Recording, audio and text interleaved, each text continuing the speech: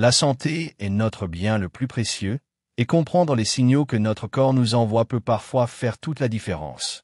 Parmi les urgences médicales les plus fréquentes, l'appendicite occupe une place particulière. Souvent banale au début, elle peut rapidement devenir grave si elle n'est pas prise en charge à temps. Dans cette vidéo, nous allons découvrir tout ce qu'il faut savoir sur l'appendicite, ses causes, ses symptômes, le diagnostic, les traitements possibles et les meilleures façons de la prévenir. Vous allez comprendre comment reconnaître les signes d'alerte et pourquoi il est essentiel d'agir rapidement. Bienvenue sur Symptômes et Solutions, la chaîne qui vous aide à mieux comprendre les maladies, leurs origines, leurs manifestations et les moyens de les traiter efficacement. Ici, nous mettons la santé à la portée de tous, avec des explications simples, précises et accessibles. Avant de commencer, n'oubliez pas de vous abonner, d'activer la cloche de notification et de laisser un like si vous souhaitez continuer à recevoir des vidéos claires et utiles sur la santé et le bien-être. Qu'est-ce que l'appendicite? L'appendicite est une inflammation de l'appendice, un petit organe en forme de doigt situé à l'extrémité du cœum, dans la partie inférieure droite de l'abdomen.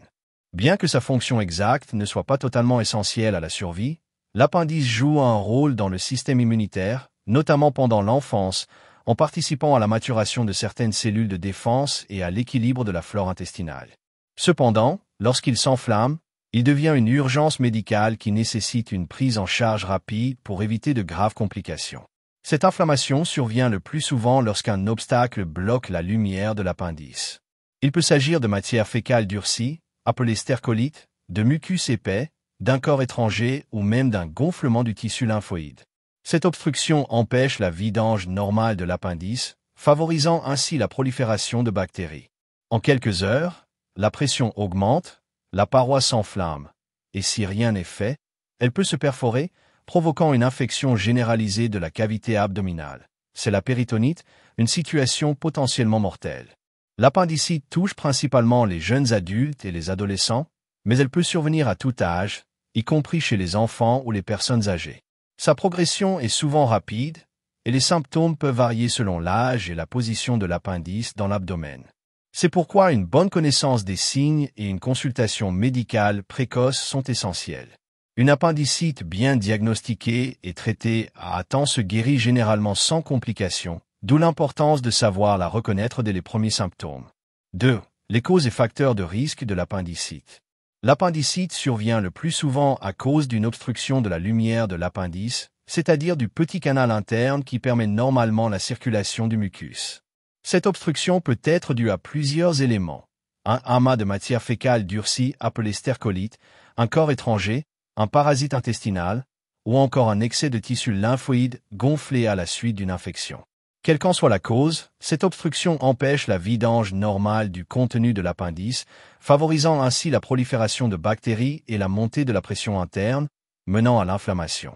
Sur le plan biologique, cette situation provoque une réaction en chaîne. Les bactéries se multiplient, les parois de l'appendice s'enflamment et l'irrigation sanguine diminue.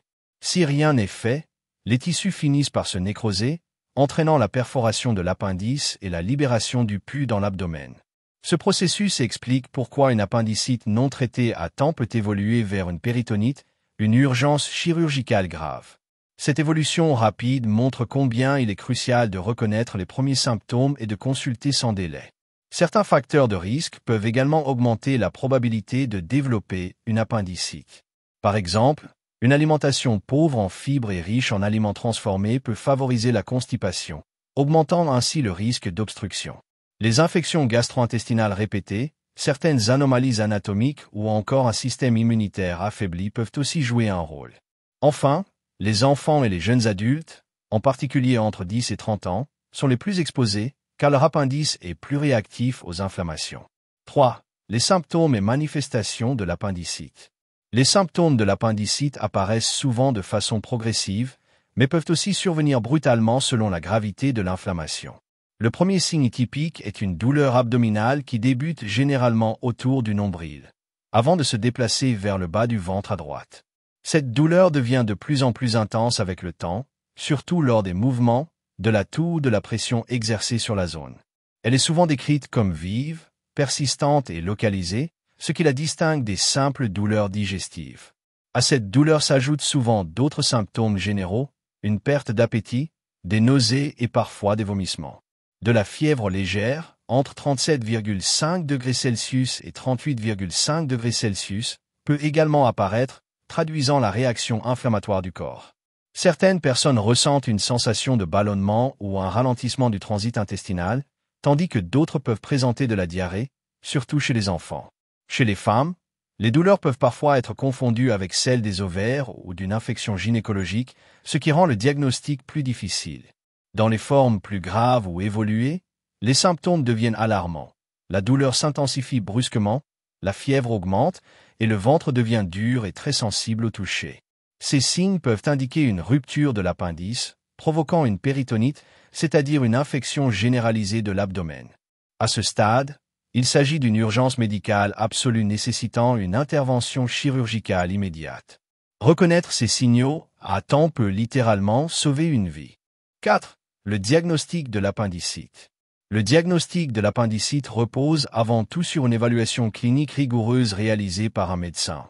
Lors de l'examen, le praticien interroge le patient sur la localisation, la nature et l'évolution de la douleur, ainsi que sur la présence d'autres symptômes comme la fièvre, les nausées ou les troubles digestifs. Ensuite, il procède à une palpation de l'abdomen. Une douleur vive au niveau de la fosse iliaque droite, souvent accompagnée d'une contraction musculaire réflexe, est un signe typique. Dans certains cas, le médecin peut aussi réaliser le test du signe de Blumberg, douleur accentuée lorsqu'on relâche brusquement la pression sur le ventre, pour confirmer l'inflammation. Pour affiner le diagnostic, des examens complémentaires sont souvent nécessaires. Une prise de sang permet de détecter une élévation du nombre de globules blancs et de la protéine C-réactive, CRP, témoignant d'une infection. Une analyse d'urine est également effectuée afin d'écarter d'autres causes possibles de douleurs abdominales, comme une infection urinaire ou un calcul rénal. Dans certains cas, surtout chez les femmes, un examen gynécologique peut être recommandé pour éliminer une cause pelvienne telle qu'un kyste ovarien ou une grossesse extra-utérine. Les examens d'imagerie médicale jouent un rôle clé pour confirmer l'appendicite. L'échographie abdominale est souvent le premier examen utilisé. Elle permet de visualiser un appendice gonflé et enflammé. Si les résultats restent incertains, une tomodensitométrie, scanner, peut être réalisée, offrant une vision plus précise et fiable. Chez les enfants et les femmes enceintes, l'imagerie est choisie avec prudence pour limiter l'exposition aux rayons. Grâce à cette combinaison d'examens, le diagnostic est aujourd'hui plus rapide et plus sûr, réduisant les risques d'erreurs et de complications. 5. Les traitements de l'appendicite. Le traitement de l'appendicite dépend de son stade d'évolution et de la gravité de l'inflammation. Dans la grande majorité des cas, la chirurgie reste le traitement de référence, car elle permet de retirer définitivement l'appendice malade et d'éviter toute récidive. Cette intervention, appelée appendicectomie, est généralement réalisée en urgence dès que le diagnostic est confirmé. Elle peut être effectuée selon deux techniques, la chirurgie ouverte, par une petite incision au bas du ventre, ou la cœlioscopie, une méthode moins invasive utilisant de petites incisions et une caméra. Cette dernière technique est aujourd'hui la plus fréquente, car elle offre une récupération plus rapide et des cicatrices minimes. Avant et après l'intervention, une antibiothérapie est souvent prescrite pour combattre l'infection et prévenir toute complication. Si l'appendice s'est déjà rompu, entraînant une péritonite, le traitement devient plus complexe. Le chirurgien doit nettoyer la cavité abdominale pour éliminer le pus et les bactéries, et un traitement antibiotique plus long est nécessaire. Dans certains cas rares, lorsque l'inflammation est modérée ou qu'une chirurgie immédiate n'est pas possible, le médecin peut opter pour un traitement médical temporaire, associant antibiotiques et surveillance rapprochée, mais cette approche reste exceptionnelle. La convalescence après une appendicectomie est généralement rapide. La plupart des patients peuvent rentrer chez eux en quelques jours, reprendre une alimentation normale et retrouver leurs activités en 1 à 2 semaines selon le type d'intervention. Il est toutefois important de suivre les recommandations du médecin.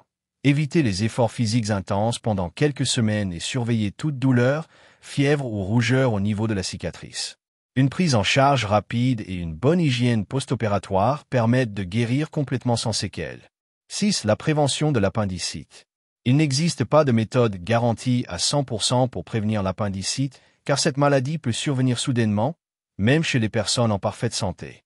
Cependant, certaines habitudes de vie et mesures simples peuvent contribuer à réduire les risques d'inflammation de l'appendice. La plus importante consiste à adopter une alimentation équilibrée et riche en fibres. Les fibres, présentes notamment dans les fruits, les légumes, les légumineuses et les céréales complètes, facilitent le transit intestinal et préviennent la constipation. En limitant l'accumulation de matière fécale dans le côlon, elles diminuent les risques d'obstruction de l'appendice. Il est également conseillé de boire suffisamment d'eau chaque jour pour maintenir un bon fonctionnement du système digestif et éviter le durcissement des selles. Une activité physique régulière joue aussi un rôle bénéfique. Elle stimule le transit intestinal et aide à l'élimination naturelle des déchets.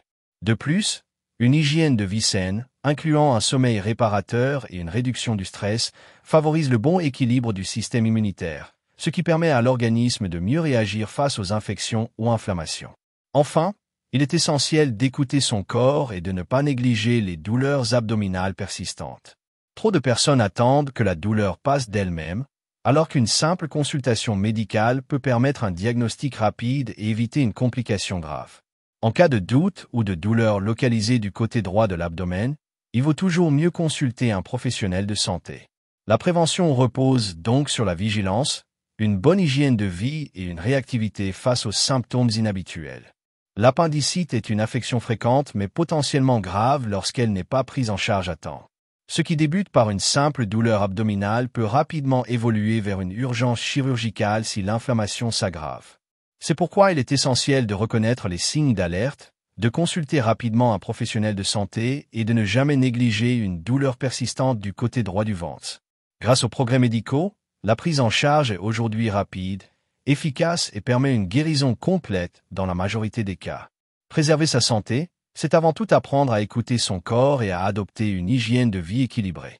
Une alimentation riche en fibres, une bonne hydratation et un mode de vie sain contribuent non seulement à prévenir les troubles digestifs, mais aussi à renforcer le système immunitaire dans son ensemble. Rappelons-le, en matière de santé, la prévention et la vigilance restent nos meilleures armes. Merci d'avoir suivi cette vidéo jusqu'à la fin. Si vous avez appris quelque chose d'utile aujourd'hui, likez la vidéo, partagez-la à vos proches, abonnez-vous à la chaîne Symptômes et Solutions et activez la cloche pour ne rien manquer de nos prochaines vidéos santé. Ensemble, prenons soin de notre corps et apprenons à mieux comprendre les signaux qu'il nous envoie. À très bientôt pour un nouveau sujet santé clair, utile et accessible à tous.